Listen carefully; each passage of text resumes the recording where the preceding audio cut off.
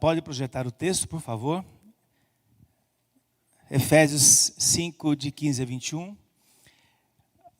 É um texto muito importante na pregação, na mensagem de Paulo. Já é o terceiro domingo que eu estou falando desse mesmo trecho, por conta dos temas importantes e relevantes para a nossa vida como igreja. Você é a igreja quando você entende que você é uma pedra viva numa construção muito maior do que você. Quando você entende que você é uma célula, um membro de um corpo vivo, orgânico, cuja cabeça é Cristo. Então, as instruções e, na verdade, os imperativos, a ordem que Deus dá por meio de Paulo, visa o nosso crescimento, a nossa maturidade. O objetivo é que nós amadureçamos, para que a gente deixe de viver como crianças. E não é um problema seguir na infantilidade, mas isso acarreta dificuldades para o próprio desenvolvimento do corpo, que deve crescer de maneira equilibrada, assim como um corpo humano. E quem entende de anatomia sabe o que eu estou falando. Todas as partes devem manter a sua proporção equivalente ao corpo. E quando isso não acontece, quando há um descontrole, ou de maneira descontrolada, isso gera dificuldade, dor, mutações, modificações e por aí vai. Então, Paulo está olhando para a igreja como nós estamos olhando para nós mesmos aqui, da perspectiva de Deus, da orientação do Senhor, esperando que cada parte assuma a sua responsabilidade e entenda como isso colabora para o todo. Então, Paulo está pensando que o que você faz na sua individualidade afeta o todo. Agora, o sistema trabalha exatamente o contrário. Pense em si. Passe por cima do outro. Não se importe com o sentimento das pessoas. Sugue o máximo que você puder do outro e se enriqueça com os recursos que você extrair de uma outra pessoa. O cristianismo não pensa e não trabalha dessa maneira, é muito pelo contrário. O conceito de igreja é o mesmo conceito de família. E uma família saudável é uma família onde cada um e cada membro e cada elemento pensa no outro antes de pensar em si mesmo.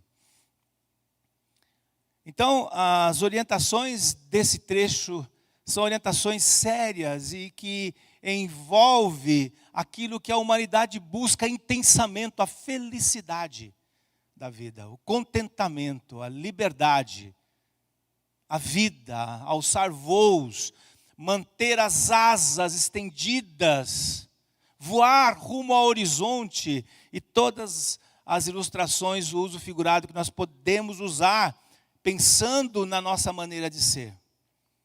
Por isso que no versículo 15, capítulo 5, versículo 15, Paulo dirá, portanto, concluindo, veja, observe, reflita prudentemente como você anda, sua conduta, não como nécios, mas como sábios. Não permita que uma conduta estranha à conduta de Cristo mude o rumo da tua existência.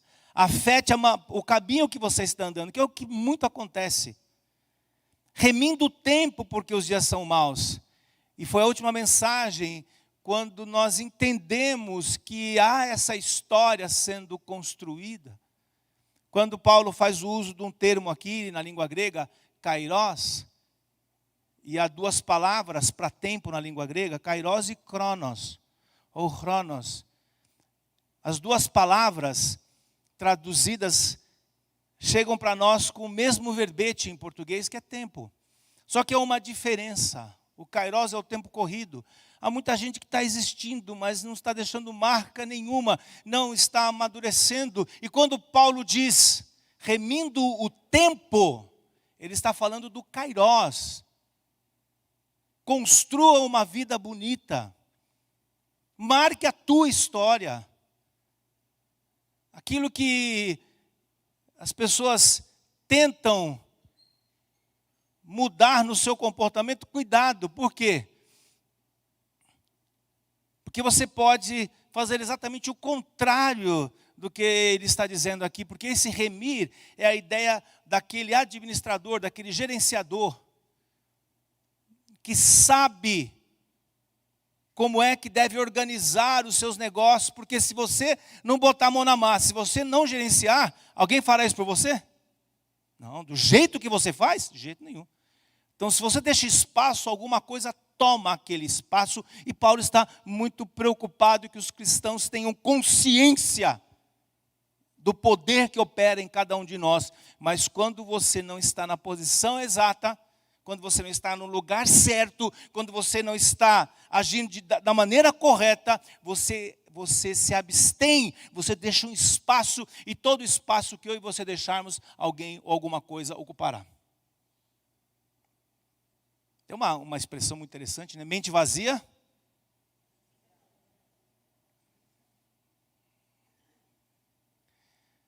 Então não tem como escapar. Nós não podemos simplesmente sermos pessoas religiosas. E Beck não pensa dessa maneira. Nós somos um povo de Deus e o nosso relacionamento, por causa da graça do Senhor, é com o Criador de todas as coisas. Ele te escolheu. Vou me relacionar com Washington. É uma decisão de Deus, não é sua, Titon. Mas eu reagi, claro, você reagiu. Mas se o Senhor não tivesse aberto os teus olhos, como Paulo disse lá em Efésios capítulo 2, não eu, mas o texto diz isso. Enquanto eu e você estávamos mortos nos nossos delitos e pecados, e eu me lembro bem a época que eu estava morto nos meus delitos e pecados, me lembro bem mesmo, vivendo de acordo com o que eu achava que era correto, mas havia alguém dirigindo, tomando os espaços, o controle, me levando para lugares esquisitos, estranhos. E os nomes eram mais assim, chocantes antigamente, Madame Satã. Existia um lugar aqui, alguns talvez se lembrem, alguns não fazem a mínima ideia do que eu estou falando, era um lugar que tinha muito esquisito, cheio de porões. Ser dark era uma coisa legal. Sabe o que é dark? Dark é ser escuro, viver na escuridão. Essa era uma coisa bacana de ser. Era assim que nós vivíamos na minha mocidade. Faz tempo, irmão. 40 anos atrás. Que não mudou muito. O sistema continua ainda trabalhando e tentando conduzir a sua vida. E no cristianismo a coisa muda. Por quê? Porque o Senhor coloca a capacidade nas tuas mãos para que você assuma o controle e as decisões, guiados pelo Espírito Santo. Porque uma coisa importante num cristianismo genuíno é que Deus jamais vai anular a sua personalidade. Deus jamais vai anular as suas percepções, jamais Ele vai entrar e vai tomar conta e fazer uma lavagem cerebral na tua cabeça, muito pelo contrário, a ideia é que o cristianismo potencialize o ser humano. E um cristianismo genuíno sempre agiu desta maneira, apesar de nós olharmos para a história e temos a tendência de observar os pontos obscuros que existiu. Mas por quê? Porque pessoas, em nome de Deus, fizeram aquilo que Deus nunca disse para ser feito. Pessoas, em nome de Deus, fizeram coisas, atrocidades, que nunca o texto autorizou. Mas quando a igreja reagiu à palavra do Senhor,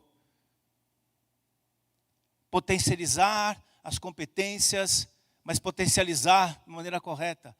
Hoje nós temos o privilégio de estudar, estudamos hoje por quê? Porque as universidades disponibilizam conhecimento. Onde nasceram as universidades? Sabe? No quintal da igreja. Trivium e quadrivium, basta você fazer um pequeno estudo e você vai descobrir que na época da escolástica, escola, surge e nasce uma maneira de você, um método de você estudar, de fazer pesquisa, método de estudo científico. Problema, hipótese, justificativa, objetivo. Quem estuda aqui sabe o que eu estou falando. Qual é o problema que você quer responder? Qual é a hipótese? Qual é a resposta provisória? Justifica, vale a pena, é relevante? Então quais são os objetivos? Roteiro provisório, referencial teórico.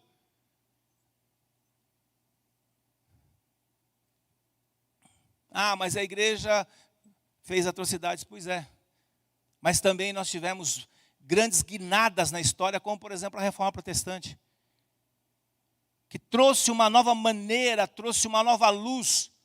Surge a modernidade em dois eixos, Renascimento e Reforma Protestante. Avanços na ciência, na literatura. Quem hoje estuda e quem conhece hoje de interpretação, de hermenêutica, de leis, sabe que nós devemos muito aos reformadores. Pensamento, a filosofia, a reflexão, a força das Sagradas Escrituras. Uma história que não pode ser negligenciada. Tudo tem uma história. Palavra tem história. Ser humano tem história. História tem história. Tem método. Então o cristianismo propõe que o ser humano amadureça, que uma igreja saudável seja uma igreja madura, que conheça, que entenda a respeito da sua identidade e da identidade do corpo onde você está inserido. O que é a igreja, se alguém te perguntar? A igreja é o lugar que fica ali na Rua Tito 240. Também é. Mas é muito mais do que isso. É gente com gente, é família que se entrelaça, é serviço que se disponibiliza, é aquilo que o pastor Sérgio falou aqui, é gente que ajuda, é a generosidade, pessoas que passam por dificuldades, entendem o que é a igreja, por quê? Porque a igreja é viva e ela reage. Os dias são maus. E os dias maus, como eu falei para você, significa que tem gente fazendo exatamente o contrário, maquinando. O mal aqui não é que o dia... Porque alguém pode falar, Marcos, meu dia foi muito legal ontem, foi bom inclusive, não foi mal, foi um dia... O dia inteiro, sol, piscina, churrascão do Robertão, foi maravilhoso, né? Foi bom o dia ontem? Mas que história é essa de dia mal aqui? Significa que enquanto nós estamos vivendo bons dias, a personificação, gente má, espíritos maus, sistema maligno, operando e maquinando e construindo elementos de maldade. E o que Paulo espera é que cada cristão tenha discernimento disso.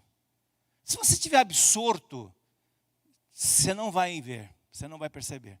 E aí entra o tema de hoje, que é o tema do versículo 18. Mas antes ele diz, por essa razão, não vos torneis insensatos, mas procurar compreender qual é a vontade do Senhor. E aí entra a dimensão importante da nossa mensagem hoje, que é essa expressão dissolução.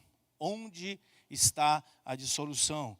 E Paulo dirá, não vos embriagueis com vinho, no qual há dissolução, onde há dissolução, mas enchei-vos do Espírito, falando entre vós, com salmos, entoando e louvando de coração ao Senhor, com hinos e cânticos espirituais, dando sempre graças por tudo ao nosso Deus e Pai, em nome do nosso Senhor Jesus Cristo, sujeitando-vos uns aos outros no temor de Cristo. Então, hoje eu quero pensar só num trechinho aqui. Onde há a dissolução, o que é isso?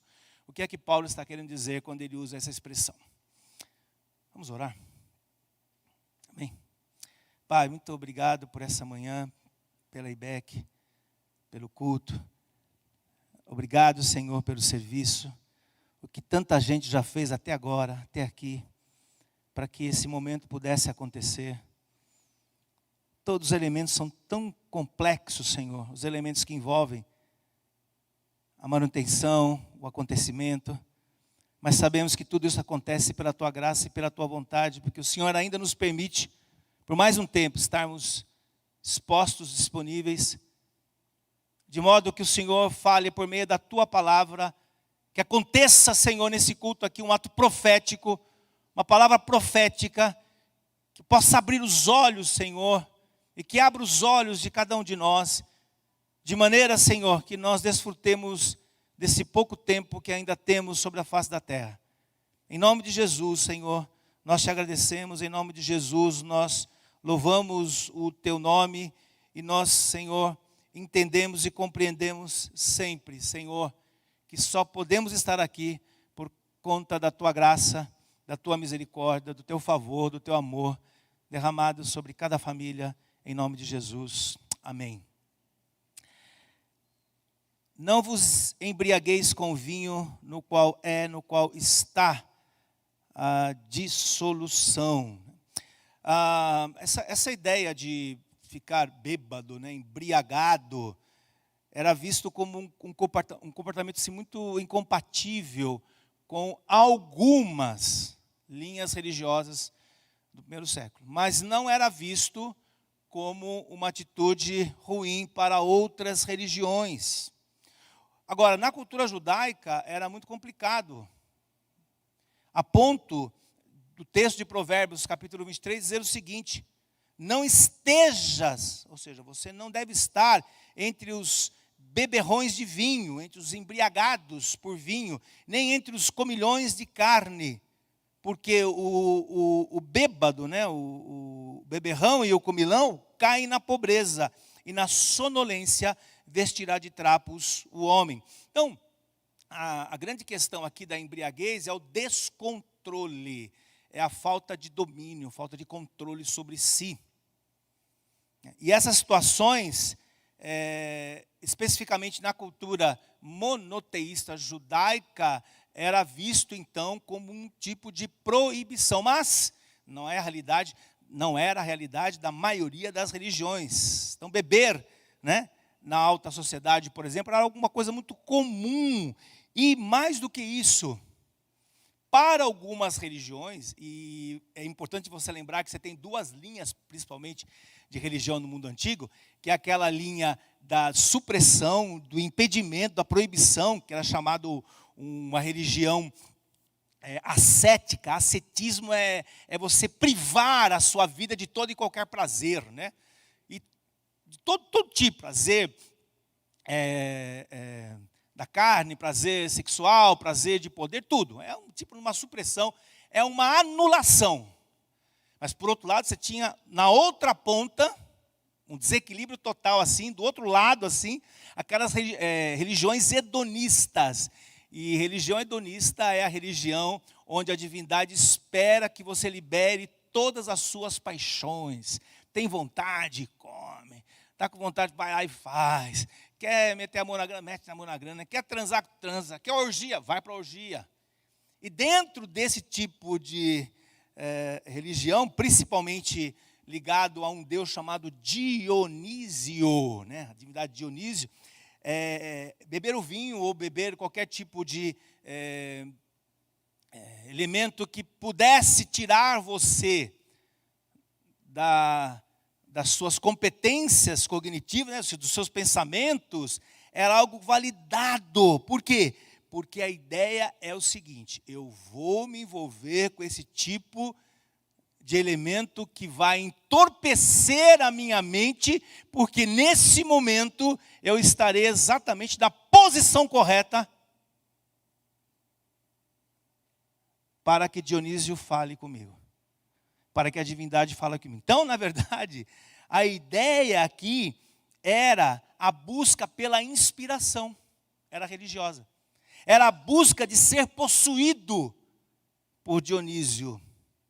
Alguns atos litúrgicos, diz a história, alguns adoradores. Então, então era um ato de adoração, a embriaguez, se diziam estar possuídos pela divindade, e aí eles se entregavam a atos sexuais, ou então eles faziam um tipo de uma encenação de todo tipo de imoralidade, simbolismos e tudo mais, né?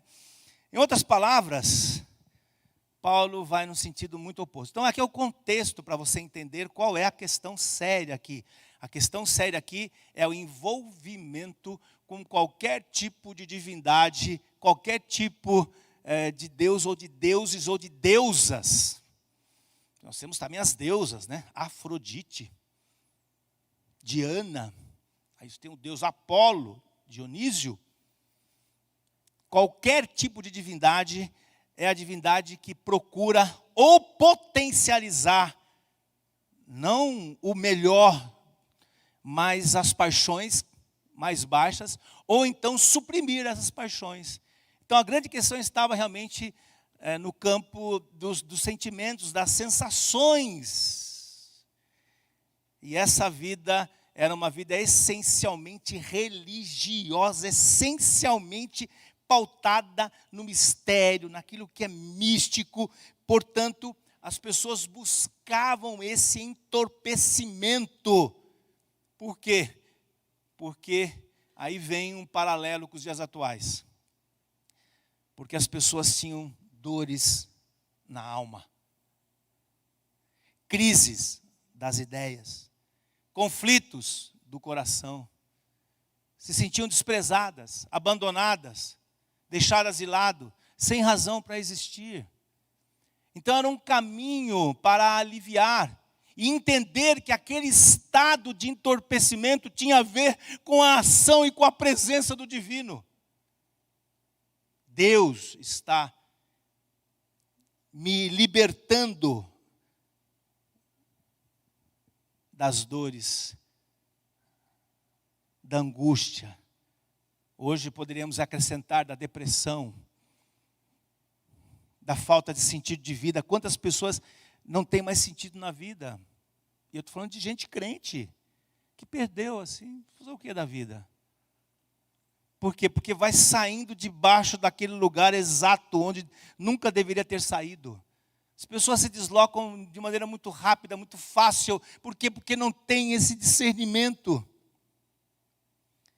E aí Paulo então usa uma expressão aqui, quando ele usa esse termo em português, não vos embriagueis, no grego é metisco, que significa não cause intoxicação para a tua cabeça, para o teu coração, para a tua alma, para os teus sentimentos,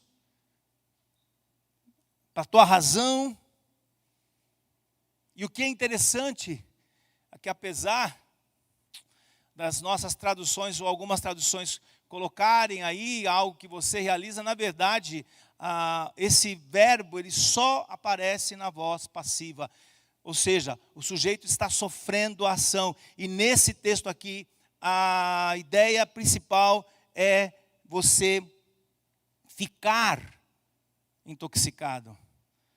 Ou seja, você se coloca numa posição e alguma coisa age em você.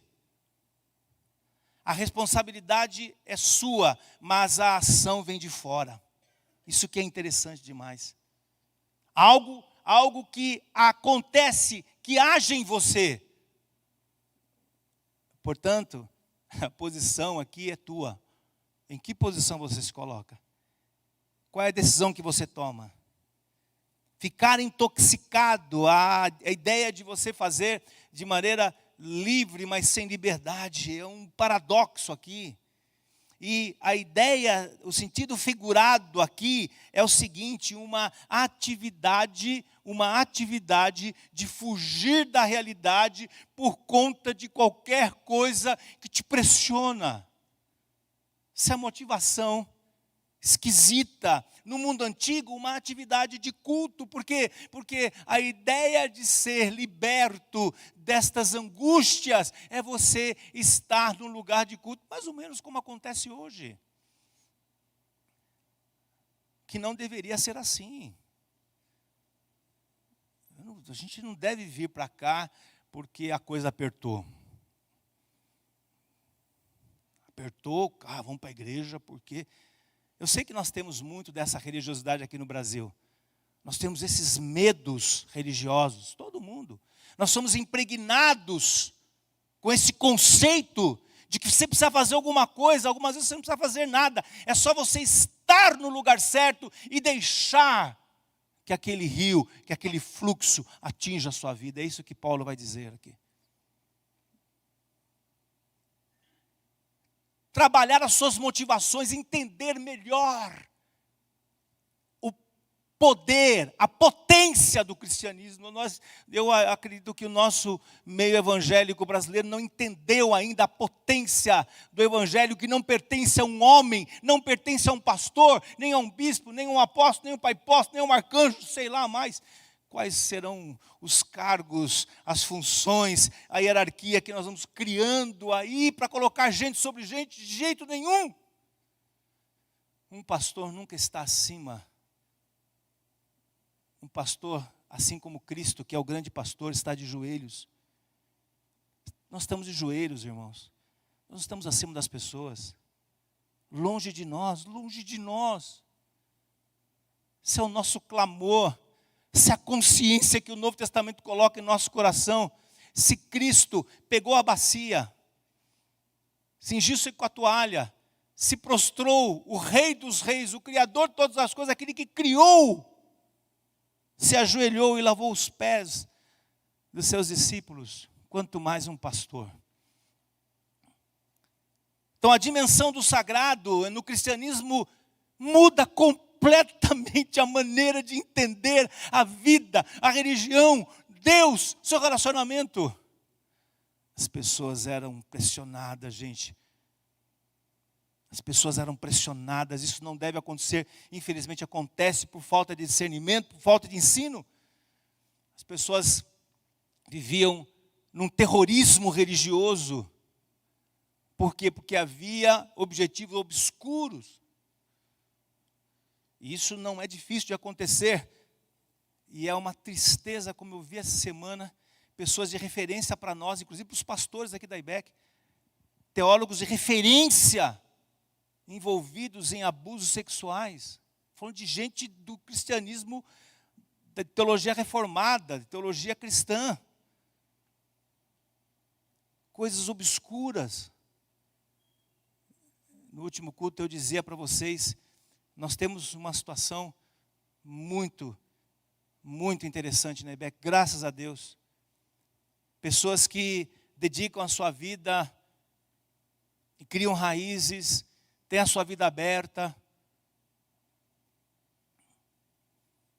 para viver um cristianismo genuíno.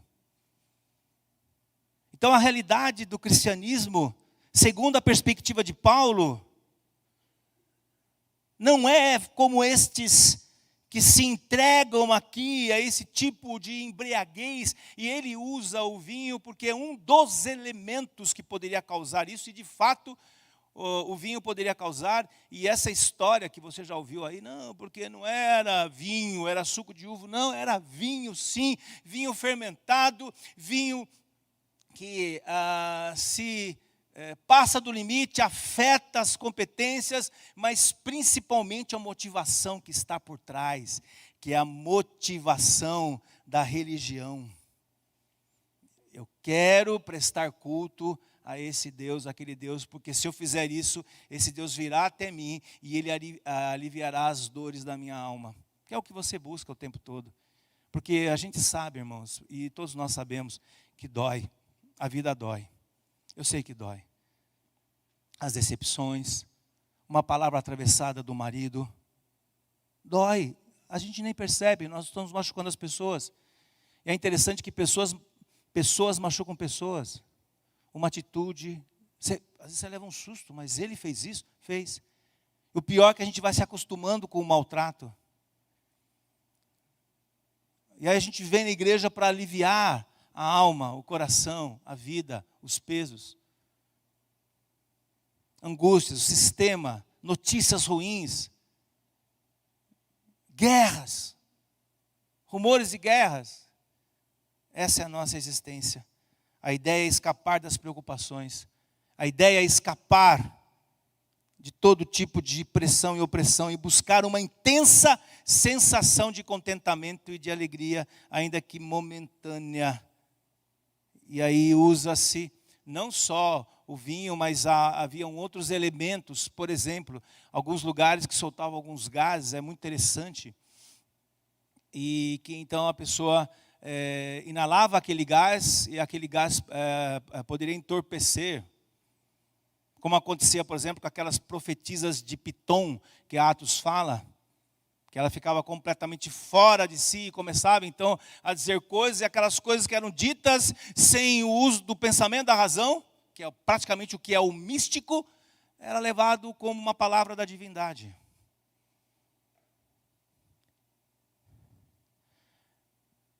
Por isso que nós temos que entender aqui alguns pontos importantes para que a gente não entre em conflito com outros textos do Novo Testamento.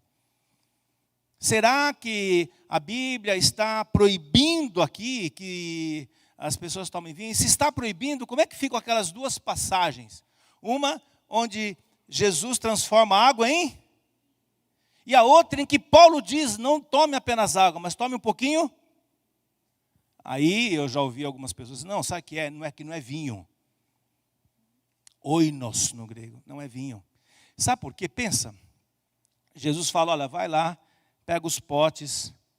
E se for suco de uva, o cara ia amassar a luva ali, ia jogar dentro da água e ia virar suco. Não, é milagre mesmo, irmão. Sabe por quê? Leva tempo para fazer vinho. Não se faz de uma semana para outra.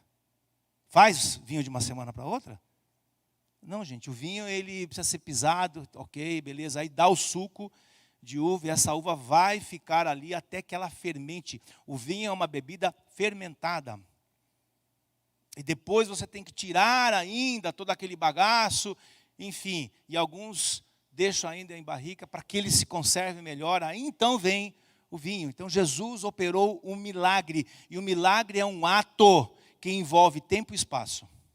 Nós já falamos aqui na primeira mensagem dessa perícope.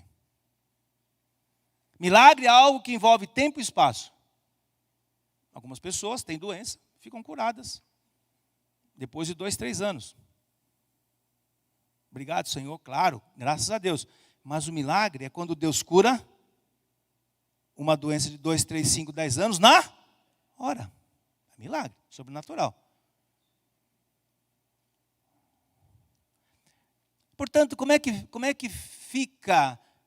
Há uma proibição? A resposta é não. A Bíblia proíbe bebida como vinho? Não. Então, a Bíblia, de uma maneira assim muito objetiva, não faz nenhuma exigência de abstinência completa de bebida alcoólica, a não ser que alguém aqui faça um voto especial. A questão aqui, gente, é o tal do metisco. A questão aqui é a intoxicação, e que não é só de vinho. Gente, tem gente que está intoxicado aqui de televisão. Tem gente que está intoxicado aqui de rede social. Que inclusive está aqui no culto, não está aguentando o vício. Meu Deus do céu, como é da tremedeira. Eu preciso ver o Instagram. Eu preciso ver o tic-tac, toque, poc, toque, noque. Sério.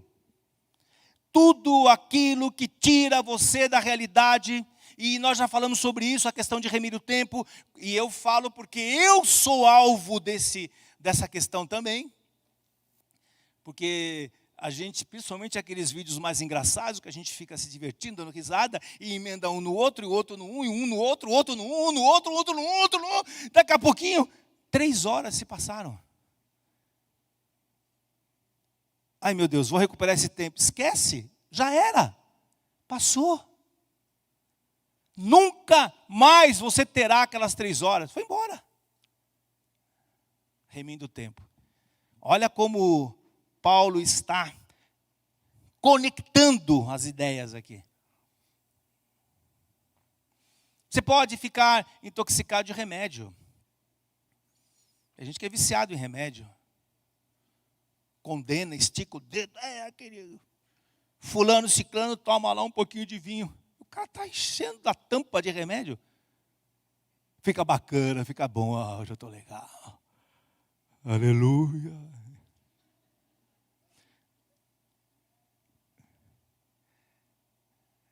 Intoxicação, irmãos, é coisa séria. É toda e qualquer atividade que você faz e que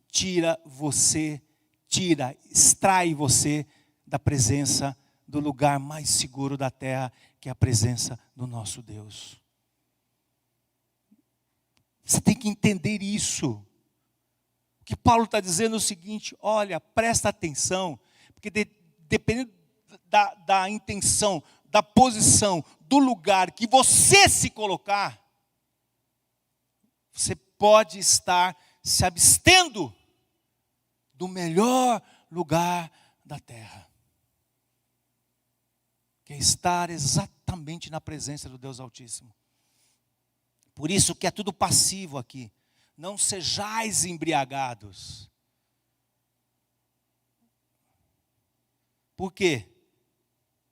Porque há dissolução. Não permita que algo tire você da sã consciência, intoxicando a sua mente e o seu corpo. Não permita que qualquer coisa tire você da sã consciência, de maneira que você não consiga pensar, de maneira que você não gere comando para o seu corpo, controle para a sua vida, fazer o que tem que ser feito. Imagine pessoas intoxicadas, não fariam a obra do Senhor como tem que ser feita, mas elas passam a fazer o quê? Passam a enganar, porque elas estão intoxicadas com aquela ideia, ou de poder, ou de dinheiro, ou de sexo, ou de status, ou de posição. Por isso que leva-se uma vida de preparo. Por isso que Paulo diz: não coloque as mãos sobre neófitos, porque eles precisam se libertar dessas intoxicações. Demora-se para que um expositor exponha o texto. Eu particularmente sou grato ao meu pastor, pelo tempo de preparo, pelo tempo de banco, que não é fácil quando nós estamos passando, mas é importante, porque é praticamente um processo que a gente faz com o drogado. Vamos desintoxicar esse cara, essa moça. É isso que Paulo está falando. Vocês chegam aqui intoxicados com o sistema, intoxicados com esse mundo, intoxicados com as ideias desse mundo. E o pior que alguns ainda ficam se alimentando e potencializando, e fica alimentando, passa a semana se alimentando do quê? Do que você fica se alimentando? Do que você fica se alimentando? Do que você está se alimentando? O que está alimentando a sua mente? Do que você está alimentando a sua mente? De ira, de indignação, de crítica? Tem gente que só fica assistindo aqueles vídeos de gente irritada, brava. Já viu aqueles vídeos de gente brava? Tudo é errado, tudo é um problema. Nada está certo, nem ele mesmo. Até ele está errado. Aquela ideia, né? Se há governo, eu sou contra, né? Se há ideologia, eu sou contra. Se há, eu sou contra. É contra tudo. Sabe o que vai acontecer com você? Você vai ficar contra tudo também. Por isso que Paulo dirá que tudo aquilo que intoxica você causa dissolução. A palavra dissolução é uma palavra muito interessante, porque é um termo que tem um significado assim. Qualquer dicionário básico que você for consultar vai dizer lá para você, né? Aquilo que rompe compromisso. Aquilo que rompe compromisso, aquilo que gera em você um descompromisso, mas não é do dia para a noite, é lento. Quando um casal chega para nós e diz: olha, a coisa não está boa, mas começou a acontecer lá atrás. É lento, é demorado. O casamento, por exemplo, é um compromisso que ele tem que ser alimentado, ele é como um jardim, é como um terreno, onde você tem que regar todos os dias, tem que jogar água, jogar semente, esperar, tem que ter paciência. Quando finalmente vem, quando finalmente a planta desabrocha, você tem que cuidar, tem que regar. Assim é um relacionamento. tem que regar com pequenas atitudes, com palavras amorosas, com carinho, com amor, com atenção. Tem que ir contra o egoísmo, porque a nossa tendência, a nossa inclinação como marido ou como esposa é o egoísmo. Você quer pensar em você primeiro. Pode me ajudar? Pode encher o saco. Pronto. Está com a mente intoxicada, meu brother. Você vê como é que a gente é religioso? A gente desce a lenha em algumas situações, mas nós fazemos exatamente aquilo que Jesus disse para não fazer. A gente fica olhando o cisco que está no olho do outro, mas esquecemos da trave que está diante de nós. Então é muito sério o que Paulo está falando aqui. Ele está falando aqui naquilo que anula um pacto. Onde há dissolução? A dissolução há quando nós saímos de fora da instrução, da palavra, do poder, da ação do Espírito Santo. Por isso ele dirá, onde há dissolução, mas sejais cheios do Espírito. Não é você que se enche do Espírito, é o Espírito que enche você. Não é você que faz um ato religioso, não é você que dá o dízimo, não é você que realiza uma atitude na igreja, não é você que é obreiro, eu fui lá, fiz a minha obrigação. Quantas vezes eu me senti assim, agora fiz a minha obrigação, pronto, agora eu mereço. O que você merece? Sabe aquela conversa que você tem com você mesmo? Agora eu mereço o quê? Você merece seguir servindo o Senhor. Porque se eu deixar minha mente livre, eu vou falar, eu mereço agora 2 anos de férias. E outras coisitas, nesses 2 anos. Sai fora do lugar exato, a posição exata para o enchimento do Espírito Santo. Como é que eu vou falar em salmos, hinos e cânticos espirituais? Não vou falar, por quê? Porque não é disso que eu me encho. Não é disso que eu... Não é essa posição que eu adoto. Aí sim entra algo que eu tenho que fazer. Lembre-se, há algo a ser feito e Deus deixou o texto, o Logos, Cristo, como mediador na nossa relação com Ele. É Cristo que media as nossas relações. É o Senhor Jesus quem faz a mediação. É o Senhor Jesus. Não são as emoções, não é o show pirotécnico que nós fazemos, não é a apoteose da fé, o recurso de ficar mexendo com as suas emoções. E quem faz cursos aí, no campo da retórica, da psicologia e tudo mais, para mexer com os sentimentos, é fácil. Mas é isso. Esse é o caminho. É isso de fato? É esse cristianismo que a IBEC quer ter? Não, de jeito nenhum, muito pelo contrário. É isso aqui, olha, conhecer o texto, conhecer a palavra, conhecer a verdade. Sabe por quê? Outro dia o Giovanni falou uma coisa para mim, estou orando pelo avivamento. É isso aí, Giovanni. Agora perceba, volta para a história. Os grandes pontos de avivamento tiveram como base o conhecimento profundo de uma igreja da palavra de Deus. Sabe por quê? Porque senão pode ser simplesmente um movimento de grandes emoções. E nós já tivemos algumas aulas sensacionais com o professor Luciano e pastor. Sobre esses abusos chamados avivamentos. No meio, principalmente no meio pentecostal e neopentecostal. Alguns legítimos, outros abusos. Por quê? Porque manipula-se a fé. Como é que sabe que é abuso? Depois que passa, pastor Luciano? Depois que passa. Você percebe quanto a gente foi abusada, quantos erros, quantas coisas obscuras ficaram ali por trás. Sabe por quê, irmão? Nada fica oculto. Nada fica oculto. Nada fica escondido.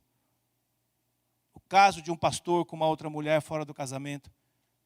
A situação de pessoas que se envolvem em desvio de verba. Que são as coisas mais comuns. Mas há outras. O abuso moral, o abuso religioso, pessoas que submetem pessoas à opressão, as pessoas não são livres.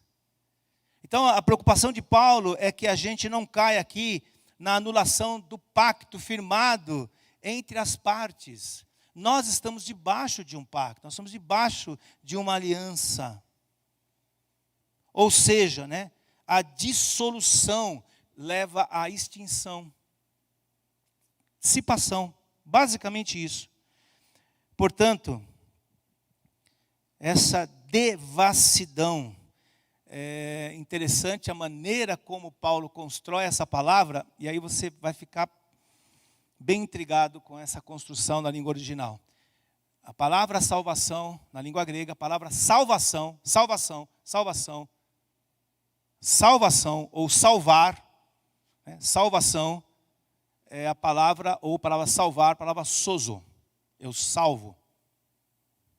Ou soteria, salvação. Por isso que quem nasce em Salvador, o que é? Soteropolitano, meu rei. Não é isso? Por quê? Porque nasce Salvador, soteropolitano. Paulo, quando usa essa palavra, quando ele usa esse termo aqui, dissolução, ele coloca um privativo na frente da salvação. Olha que interessante isso. Então a salvação, a palavra aqui, associa, privativo da salvação, significa sem esperança de segurança. Significa abandonar o comportamento, relacionamento, jogar-se, lançar-se na imoralidade. Um ato de imprudência e devassidão. Uma pessoa que fica descontrolada e finalmente desperdiça a sua vida.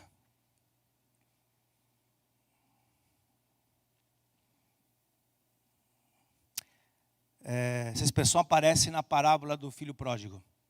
O filho pródigo viveu de maneira dissoluta. Isso me dá uma baita de uma esperança. Porque eu fiquei pensando nisso, falei, meu Deus, quem se entrega a isso, será que tem jeito? E aí vem a parábola do filho pródigo, que viveu essa vida de maneira dissoluta, mas ele caiu em si. E o que se espera é que pela palavra e pelo poder da palavra, a gente conheça a verdade. E conhecendo a verdade,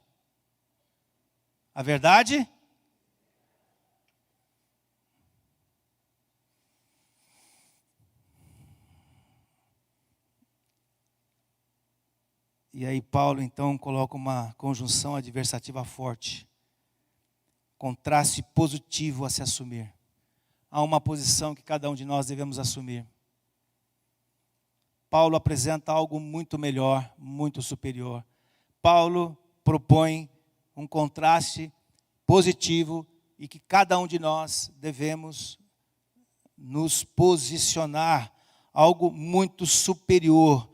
Uma caminhada excelente que limpa e retira todas as preocupações. Uma caminhada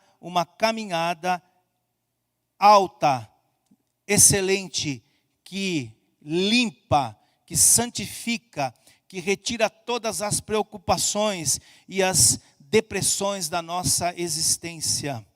E mais ainda, que estimula a mente ao crescimento, ao conhecimento, às reflexões, à resposta, às competências cognitivas, ao preparo, às competências em todas as atividades que você estiver fazendo. Não é só na religião.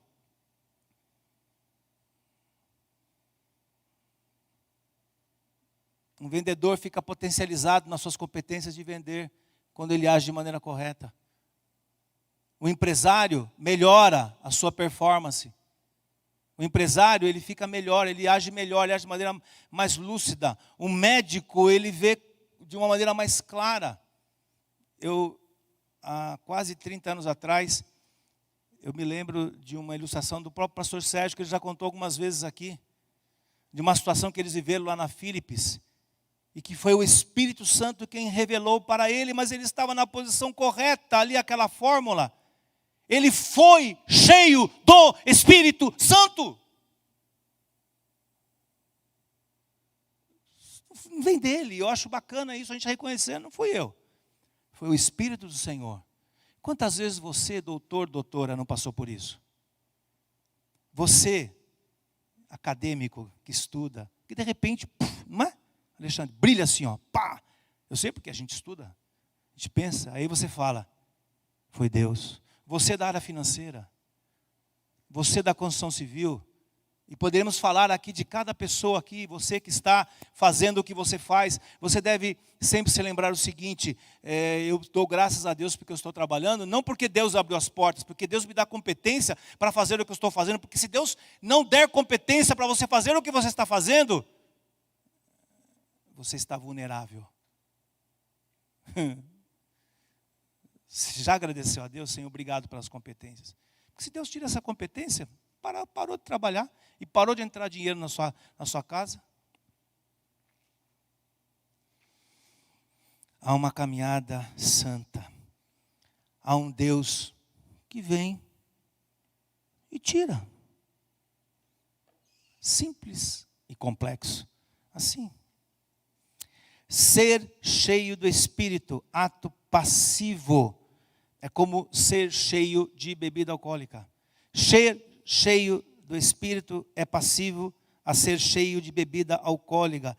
Seja transbordante dentro do Espírito. Ou seja, exista e tenha consciência que você está em Cristo Jesus. Uso abundante em Efésios. Uso abundante, Paulo usa muito essa ideia de estar dentro de Cristo Jesus. Esta é a sua realidade, a sua dimensão. Deus te colocou nessa dimensão. Mas sim, é possível nós termos alguns filhos pródigos. Mas eu pergunto, o seu filho pode ter tomado um caminho diferente daquilo que as Escrituras Sagradas dizem? Pode. Ele pode ter se envolvido em situações que algumas pessoas, inclusive, tendem a apontar o dedo. Você nem quer conversar isso com as pessoas, por quê? Porque os religiosos vão apontar o dedo e falar, tá vendo? Como se nós tivéssemos uma vida muito melhor. Todo mundo está no mesmo lugar, gente, aos pés da cruz, terreno nivelado, ninguém melhor do que ninguém. Mas o teu filho deixou de ser o teu filho, porque ele está trilhando caminhos estranhos, porque ele está vendo dissolução, ele deixou de ser o teu filho? Qual a tua resposta? Não. Por isso que a parábola, e eu vou encerrar com essa parábola, a parábola do filho pródigo é a parábola da esperança, da salvação, da recuperação, do resgate, da mão forte de Deus, que protege. Tenha fé, calma, continue falando, orando, continue jogando a semente, continue regando com a água da vida, continue batendo no trono da graça, porque há um momento em que o filho cai em si, há um momento em aquele filho que vivia nessa condição, nessa mesma expressão aqui do metisco, vivia com a sua mente entorpecida e pediu para ir embora da sua casa, e pediu para sair da sua casa, e ainda pediu a grana do pai e da mãe, e você bancou ainda e financiou. Por quê? Por causa da liberdade do cristianismo. É isso que o cristianismo faz, ele nos dá liberdade para fazer isso. Essa é a dimensão. Para quantos pais eu já não disse isso, não é? Tua filha é filha? Se é filha, ela vai cair em si. E é a nossa esperança que cada um de nós possamos cair em si, porque não tem a ver só com o outro, tem a ver comigo, tem a ver com você, tem a ver com cada um de nós. Tem a ver, gente, com os nossos abandonos. Porque você pode estar aqui na igreja, mas você já se abandonou há muito tempo no cristianismo. Esse momento aqui já não é mais um culto intenso, constante a Deus. Não, é só um ponto a mais na tua existência. Mas não é a prioridade da tua alma. E Paulo está dizendo, muda isso. Para com isso. Já não é mais aquele desejo de estar com o Criador. Até porque, meu querido irmão, você não tem nem poder sobre a tua existência. Você não sabe nem se você estará aqui amanhã.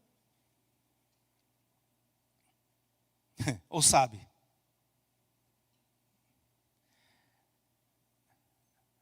Paulo dirá que há uma vida maravilhosa a ser vivida. Apesar dos ventos contrários, apesar das dores, passamos por elas. Ficamos tristes, chateados, decepcionados, com medo. Por 1 segundo, 2 segundos, aí você olha de novo no barco. Aí você cai em si. Aí você se lembra do pai, da casa do pai. Vou voltar para a casa do pai. Vou voltar para a casa do pai.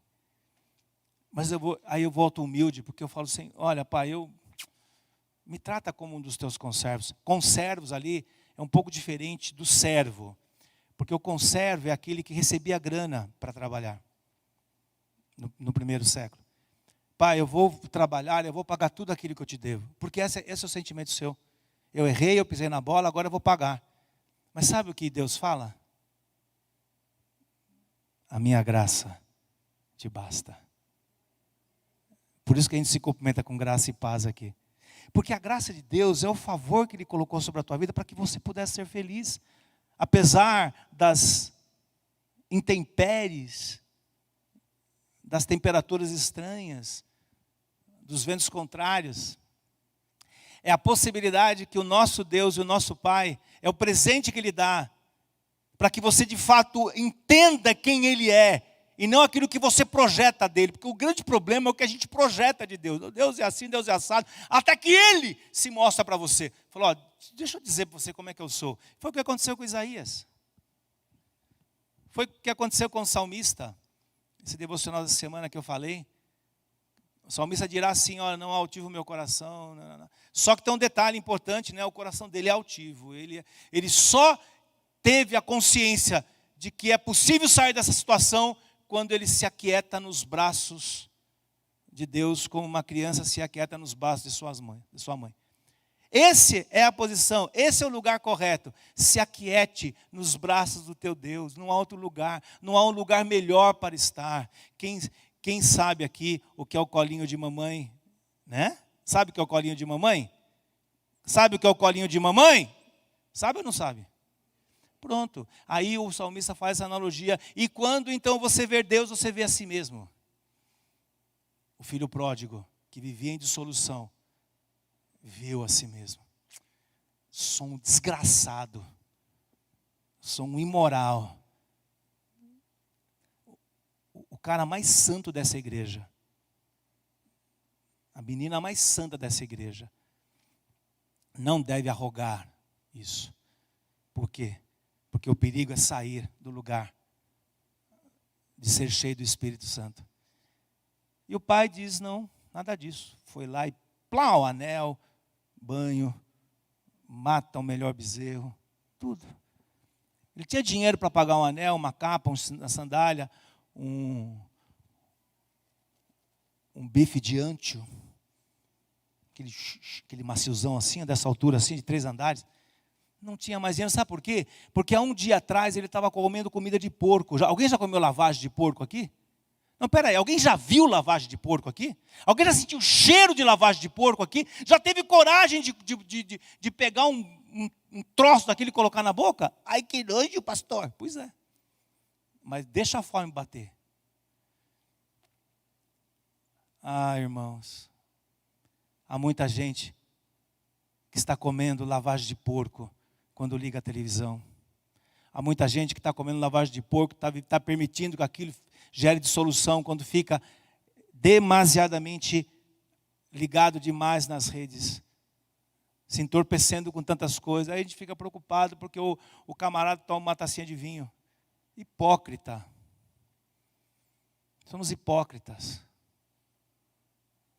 Mas não vai encher a cara, pelo amor de Deus. Vai ficar caindo lá, como eu, de vez em quando eu vejo, quando eu saio da Faculdade Teológica Batista de São Paulo, que eu vejo lá os alunos da PUC, tudo caído no chão lá, o cachorro lambendo a boca lá, tudo bêbado. Irmãos, nós temos que aprender a viver, o texto nos ensina, o filho cai em si, ele volta para a casa do pai, ele é recebido como filho, porque um filho nunca deixa de ser um filho. Um filho nunca deixa de ser um filho.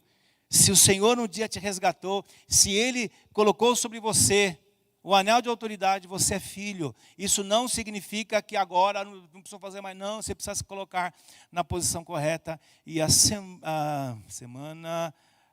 quarta semana, possivelmente, a gente retorna e trata com o resto, que é a consciência e o poder de uma palavra que altera as nossas competências e os nossos pensamentos. Mas esse assunto fica para a próxima mensagem dessa mesma perícope. Vamos orar, feche seus olhos, em nome de Jesus, e a equipe já pode se posicionar aqui, por favor. Pai, muito obrigado por esse tempo onde nós estamos pensando, estamos conhecendo um pouco mais da Tua palavra, daquilo que o Senhor revela, da palavra profética que o Senhor tem para cada um de nós, a maneira como o Senhor tem guiado a IBEC, Senhor, a maneira como o Senhor tem conduzido, Pai, os nossos pensamentos. Muito obrigado, mas também há algo, Senhor, que nós precisamos pedir, e um posicionamento de cada um de nós aqui com relação, Senhor, a esses elementos que tentam e que vêm de fato para roubar a nossa consciência da maturidade, do cristianismo, de Cristo, do Senhor, da sua mensagem. Nos ajude, Senhor. Temos essa consciência em nome do nosso Senhor e Salvador Jesus Cristo. E todos digam, Deus abençoe. Vamos ficar em pé em nome de Jesus.